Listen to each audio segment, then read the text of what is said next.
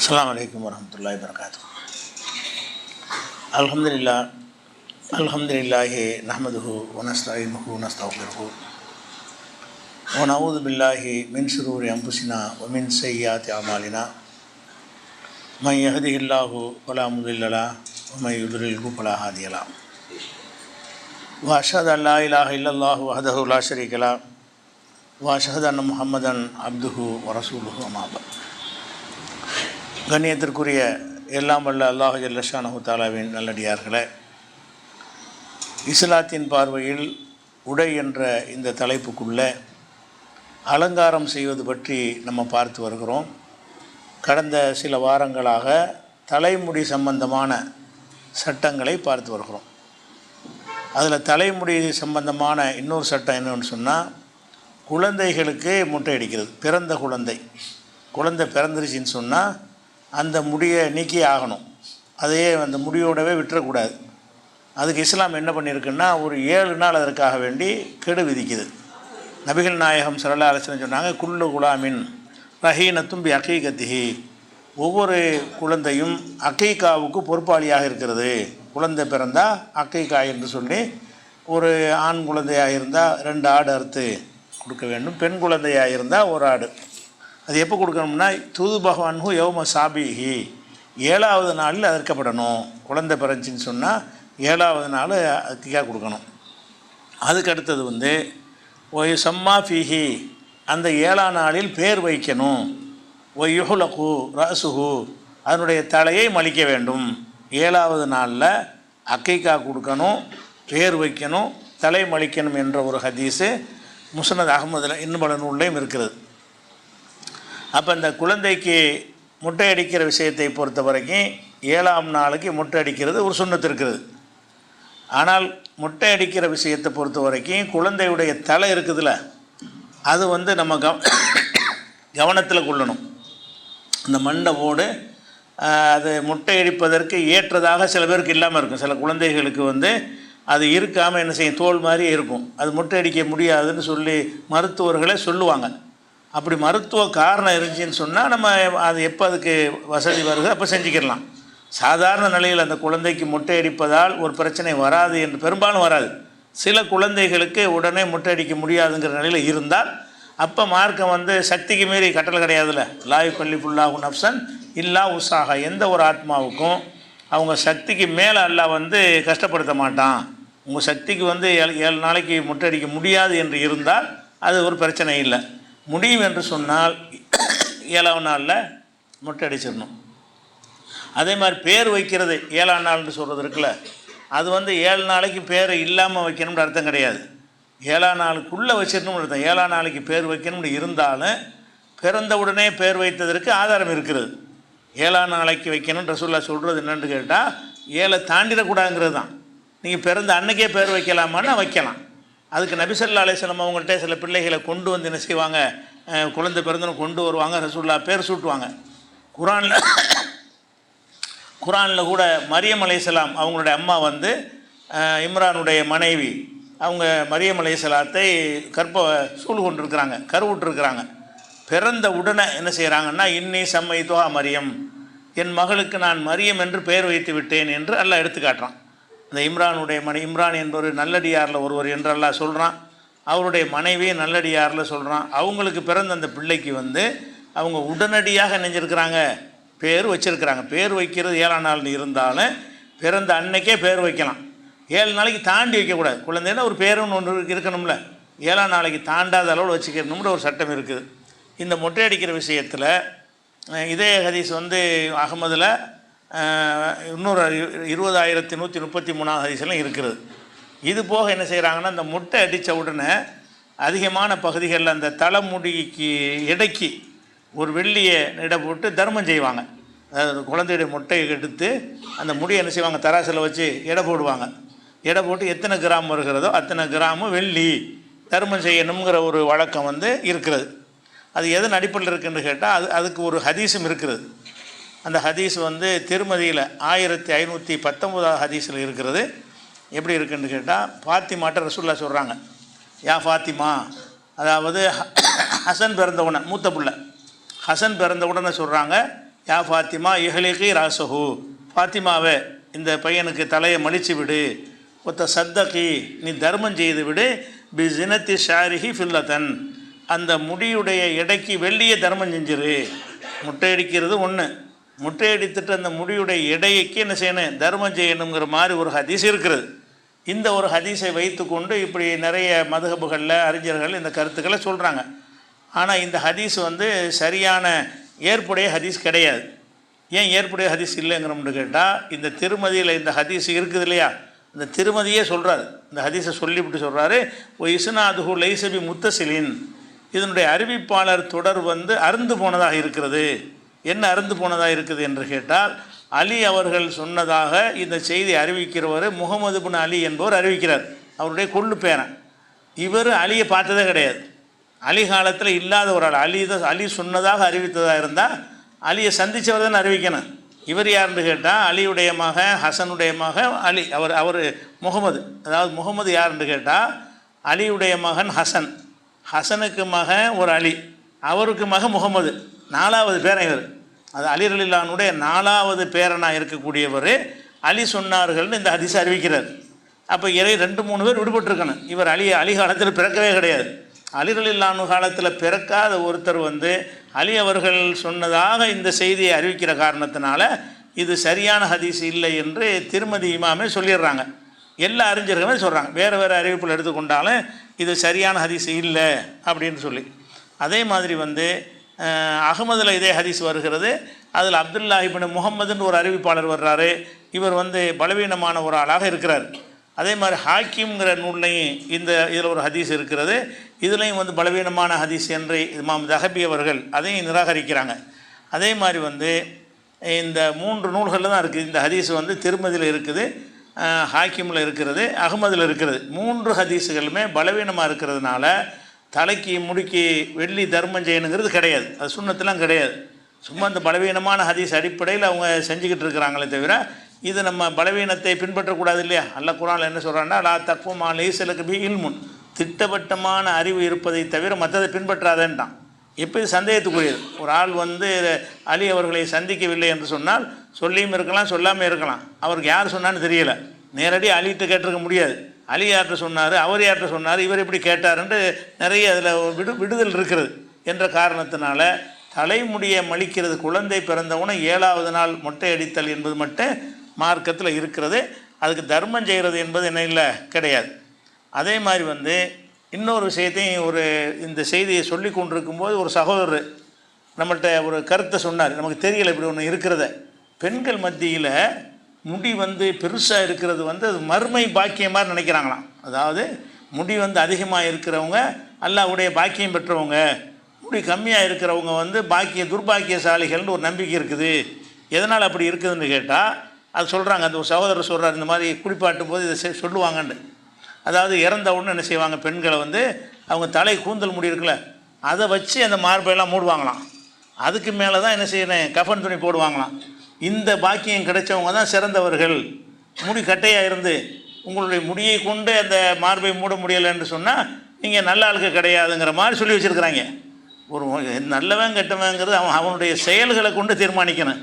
முடி வளர் நம்ம கையில் உள்ளதா, நம்மளாக இந்த காரியத்தை செஞ்சால் நல்லவன், அந்த காரியத்தை செய்யாட்டி நல்ல கெட்டவன் சொன்னால் ஒரு அர்த்தம் இருக்குது. முடி அல்லாவாக கொடுக்குறத தவிர நீங்கள் நினச்சா முடியை பெருசாக்கிற முடியுமா, நினச்சா முடி இல்லாமல் மொட்டையாக்கிற வழுக்காக்கிற முடியுமா, குறைக்க வேண்டாம் முடியும், கூட்ட முடியுமா, கூட்ட முடியாது. அப்போ அந்த முடியை அதிகமாக இருக்கிறவங்க பாக்கியசாலி, அந்த மாதிரி ஒரு நம்பிக்கை வட பகுதிகளில் வட மாவட்டங்களில் அதிகமாக காணப்படுகிறது. பெண்கள் முடி கம்மியாக இருந்தால் நம்மளாம் துர்பாக்கியசாலி, நம்மளாம் மௌத்தா போகும்போது நமக்கு அந்த முடியை கொண்டு மார்பகத்தை மறைக்க முடியாத அந்த மாதிரி ஒரு துர்பாக்கியமாக இருக்கமேங்கிற அளவுக்கு மார்க்க ரீதியாக அது ஒரு மூடத்தனத்தை சொல்லி வச்சுருக்கிறாங்க. அதெல்லாம் கிடையாது. முடி ரொம்ப இருந்தாலும் சரி, கொஞ்சமாக இருந்தாலும் சரி, அதனால் அது பாக்கியமும் கிடையாது, துர்பாக்கியமும் கிடையாது. ஒரு மனிதனுடைய உடல் அமைப்பு பல விதங்களாக இருக்குல்ல, அது மாதிரி உள்ளதான். அது ஒருத்தன் கை ஒரு மாதிரி இருக்கும், இன்னொருத்தன் கை வேறு மாதிரியாக இருக்கும். அந்த மாதிரி தான் தலைமுடி என்பதும் ஒவ்வொருத்தருக்கும் ஒவ்வொரு விதமாக இருக்கும். அந்த ஒரு முடி சம்பந்தமான நம்பிக்கையும் தப்பாக இருக்கிறதை நம்ம பார்த்துக்கிறணும். அடுத்ததாக இந்த முடி விஷயமாக வரும்பொழுது சில ஹதீஸுகள் சரியான ஹதீஸுகள் தான். இதை நீங்கள் பார்த்தால் அதை சரியான முறையில் புரிந்து கொள்ள வேண்டிய ஹதீஸ். என்ன ஹதீஸ்ன்னு கேட்டால், ரசூல் ஸல்லல்லாஹு அலைஹி வஸல்லம் அவர்கள் ஒவ்வொரு நாளும் தலைமுடியை வாருவதை தடுத்தார்கள். டெய்லிலாம் வரக்கூடாது. தலையில் முடி இருந்துச்சுன்னு சொன்னால் 2-3 நாளைக்கு ஒருக்கா சீவன்மே தவிர தினசரி தலையை வாரிக்கொள்வதை ரசூலுல்லாஹ் தடுத்தார்கள் அப்படிங்கிற ஒரு ஹதீஸு அபூ தாவூதில் இருக்கிறது. இது அறிவிப்பாளர்களை பொறுத்த வரைக்கும் கரெக்டாக தான் இருக்கிறது.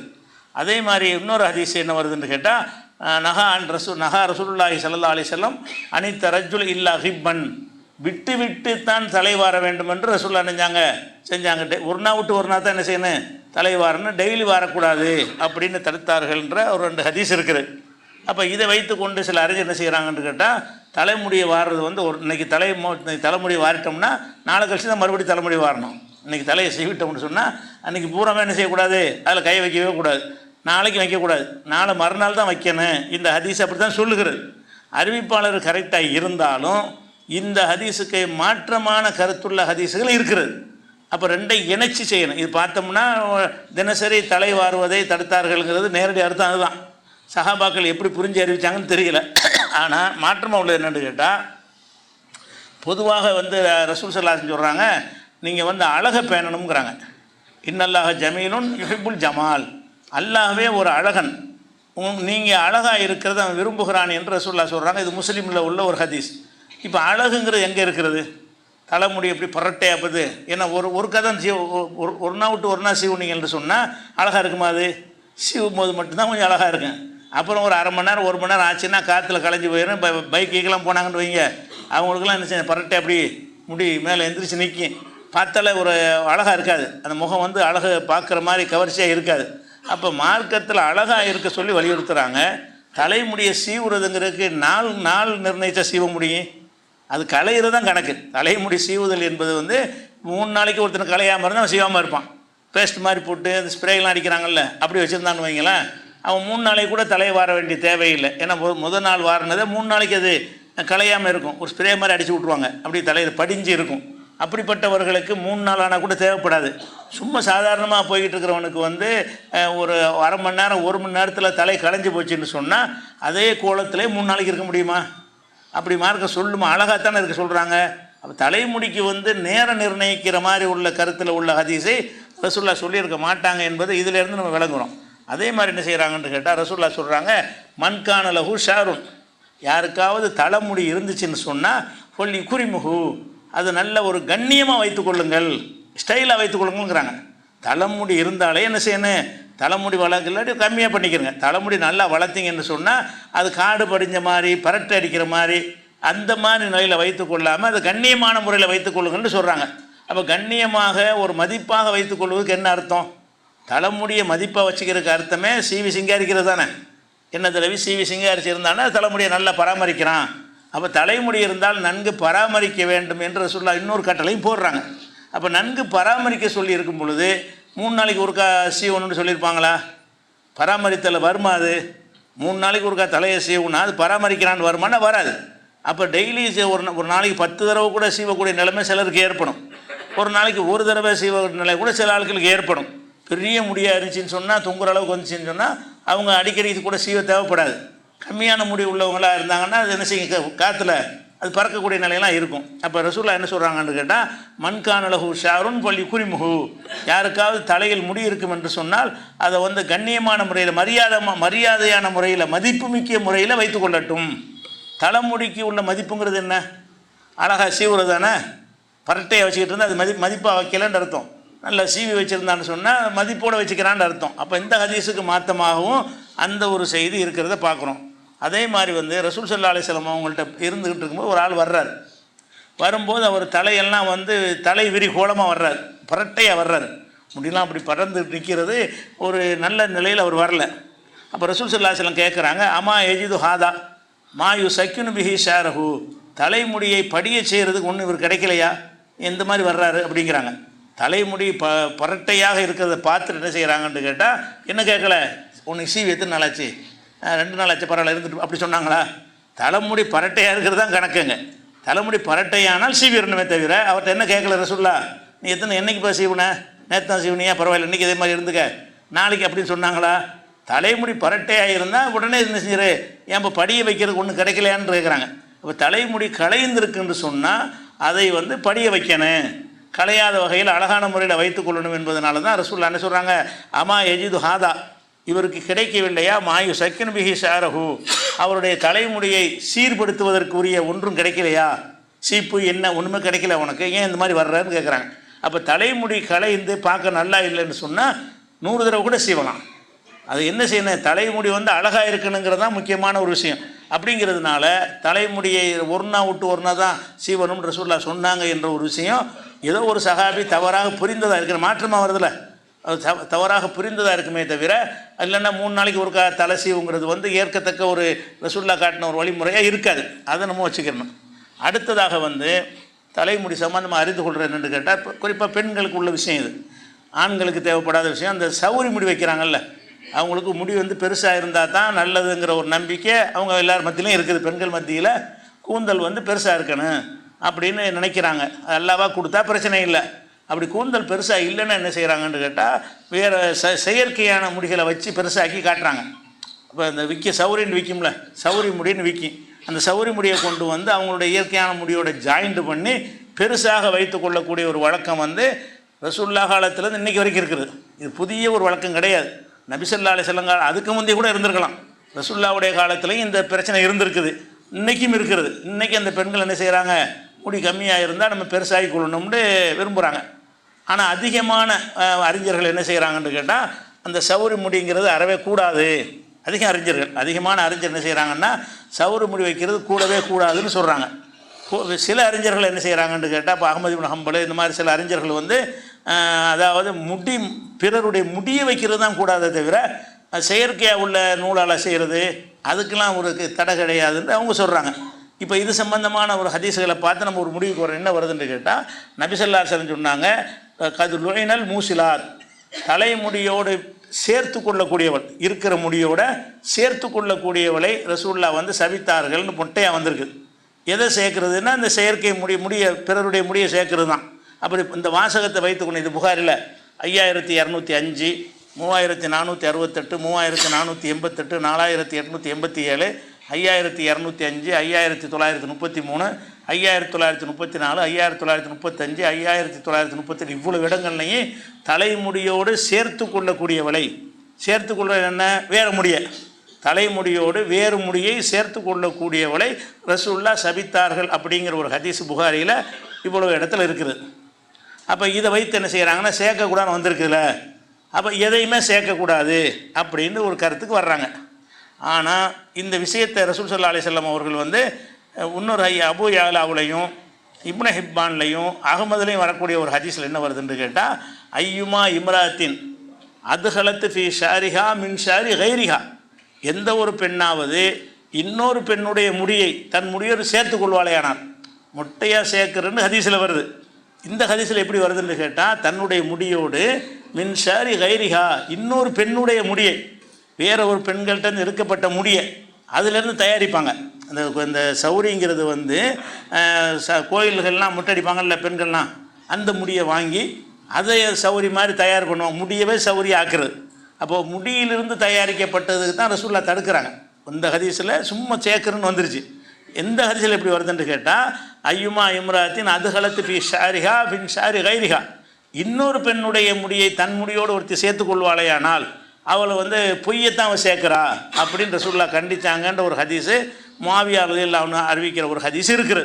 அப்போ இதில் என்ன வழங்குதுன்னு கேட்டால், சேர்க்கக்கூடாதுங்கிறது சௌரின்னு இவங்களாம் விலகிக்கிட்டாங்க. நூலால் செய்ய முடிவு தோற்றத்தில் இருந்தாலும் அதை பற்றி ரசூலுல்லாஹ் சொல்லலை.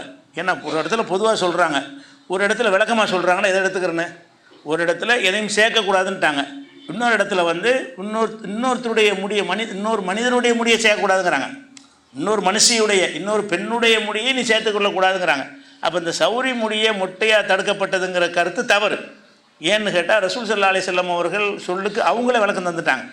சேர்க்கக்கூடாதுன்னு சொன்ன ரசூல் ஸல்லல்லாஹு அலைஹி வஸல்லம் அவர்கள் அடுத்தவனுடைய முடியைத்தான் சேர்க்கக்கூடாதுன்ட்டாங்க.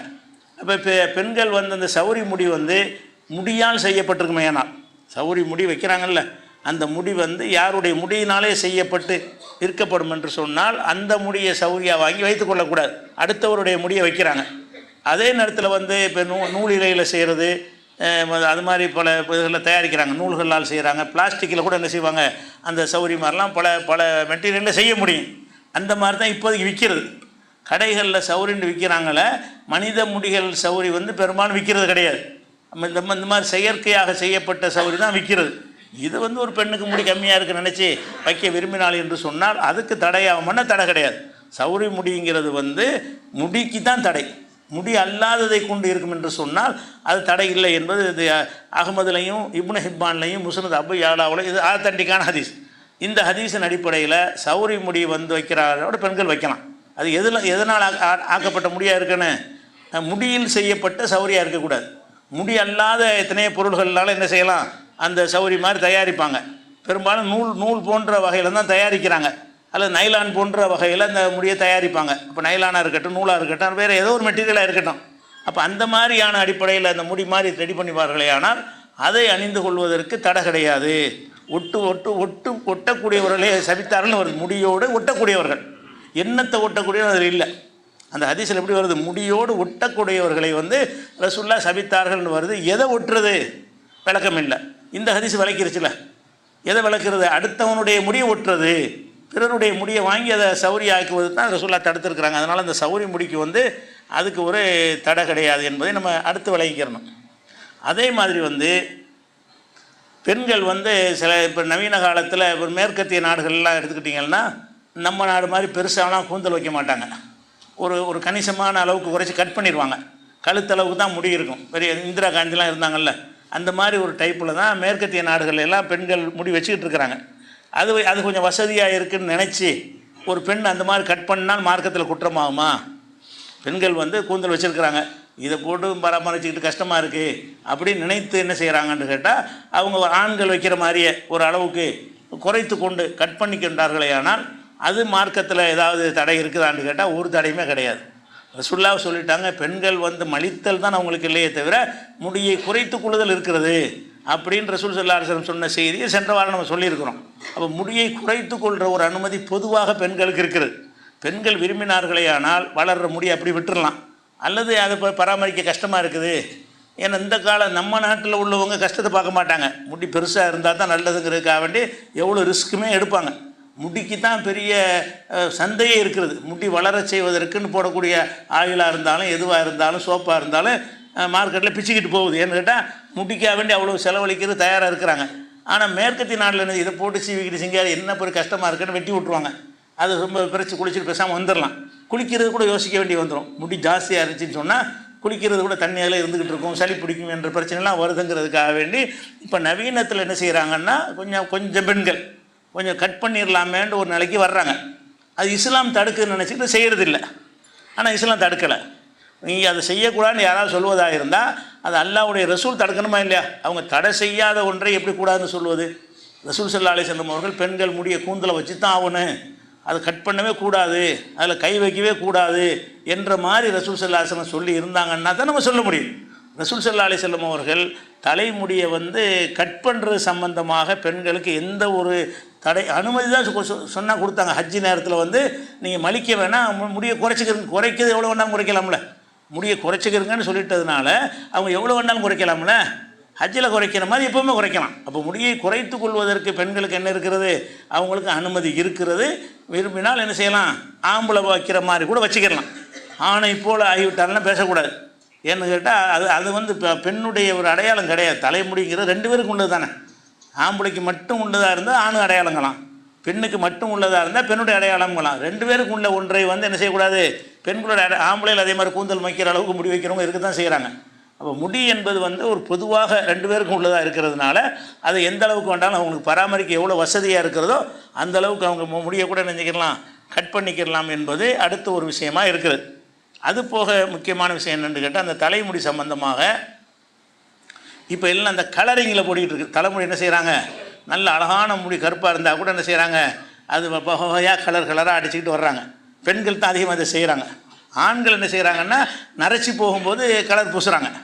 பெண்கள் என்ன செய்கிறாங்கன்னு கேட்டால், இயற்கையாகவே நல்ல கருப்பான முடி இருந்தால் கூட அதுக்கு கலர் அடிச்சுக்கிட்டு வந்தால் அது ஒரு நாகரிகம் அப்படி நினைத்து கொண்டு முடிக்கு வந்து கலரிங் போடுறாங்க.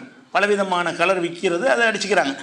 இந்த கலர் பூசுகிற முடிக்கு கலர் பூசுவதை பற்றி மார்க்கம் என்ன சொல்லுது அப்படின்னு கேட்டிங்கன்னா, பொதுவாக எடுத்துக்கிட்டிங்கன்னு சொன்னால், நரைன்னு வந்துருச்சுன்னு வைங்க, நரை வந்துருச்சுன்னு சொன்னால் கலர் பூசி தான் ஆகணும். நரையோடவே இருக்கக்கூடாது. ரசூல் ஸல்லல்லாஹு அலைஹி வஸல்லம் செஞ்சுட்டாங்க, நீங்கள் யூதர்களுக்கு மாறு செய்யுங்கள், நீங்கள் வந்து நரைக்கு சாயம் பூசுங்கன்ட்டாங்க. யூதர்கள் தான் பூச மாட்டாங்க, வெளியேன்னு விட்டுருவாங்க. நீங்கள் கண்டிப்பாக என்ன செய்யணும், நரை முடி இருக்குமே ஆனால் அதை சாயம் பூசுங்கள் என்று ரசூல் ஸல்லல்லாஹு அலைஹி வஸல்லம் கட்டளையே போடுறாங்க. அப்போ ஏதாச்சும் ஒன்றை வச்சு சாயம் பூசுறதுங்கிற நரமுடிக்கு உள்ள விஷயம் அது தனி. நல்லா இருக்கிற முடிக்கு போய் என்ன செய்கிறாங்கன்னா அந்த ஸ்டைலுக்கு பண்ணுறாங்கல்ல கலரிங், அந்த விஷயத்தை பொறுத்த வரைக்கும், இந்த கலரிங் கொடுப்பதை பொறுத்த வரைக்கும் ரசூல் ஸல்லல்லாஹு அலைஹி வஸல்லம் அவர்கள் வந்து ஏதாவது தடை செஞ்ச மாதிரி வருதானே வரல.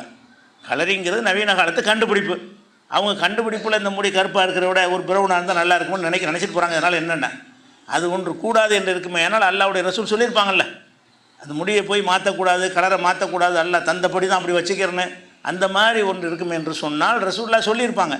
இந்த ஸ்டைலுக்காக முடியல சாயம் அடிக்கிறாங்கல்ல, நிறை இல்லாமல் இருக்கும் பொழுது ஸ்டைலுக்காக இந்த சாயம் அடிக்கிற விஷயமாக ரசூலுல்லாஹ் எந்த ஒரு தடையுமே விதிக்கலை. அதனால் ஆணாக இருந்தாலும் பெண்ணாக இருந்தாலும் உங்களுடைய முடிகளில் வந்து கருப்பாக இருக்கிற முடியை கூட ஏதாவது ஒரு கலரை மாற்றினீங்கன்னு வைங்க, அது குற்றமான குற்றம் கிடையாது. ஆனால் ஒரே ஒரு விஷயம் இருக்குது, அது அப்படியே ரசாயனம். நீங்கள் அந்த மாதிரி சாயம் ஏற்றுவது வந்து உங்களை பாதிக்கக்கூடிய விஷயம். சாயம் ஏற்றுனீங்கன்னா இந்த கலரிங் போடுறாங்கல்ல, அது எல்லாமே ஒரு கெமிக்கலில் தான் ரெடி பண்ணுறான். ஒரு வண்ணமாக வருது, அந்த வண்ணமாக வருவதாக இருந்தால் அதற்கு பல கெமிக்கல் போடுறான். அது நீண்ட நாளுக்கு நிற்கணுமாக இருந்தால் அதுக்கு சில கெமிக்கல்லாம் போடுவான். அதெல்லாம் போடுவதற்கு காரணத்தினால உங்களுக்கு கேடு வருமா என்பதை நீங்கள் நன்கு ஆலோசித்து மருத்துவர்கிட்ட கேட்டு, அது அலர்ஜி இருக்குதா, அமோனியா கலந்துருக்குதா, அதெல்லாம் கேட்டு உடலுக்கு கேடு தராது என்று சொன்னால் ஆணாக இருந்தாலும் பெண்ணாக இருந்தாலும் என்ன செய்யலாம், அந்த கலர் போட்டுக்கலாம். இப்போ நரைக்கு போடுறதை பொறுத்த வரைக்கும் நரைக்கு சாயம் அடிக்கலாமா, என்ன கலரில் அடிக்கலாம், கருப்பு அடிக்கலாமா, கருப்பு அடிக்கக்கூடாதா என்பதை விரிவாக விளக்க வேண்டிய விஷயம். இன்ஷா அல்லாஹ் அதை நம்ம அடுத்த வாரத்துக்கு பார்க்கலாம்.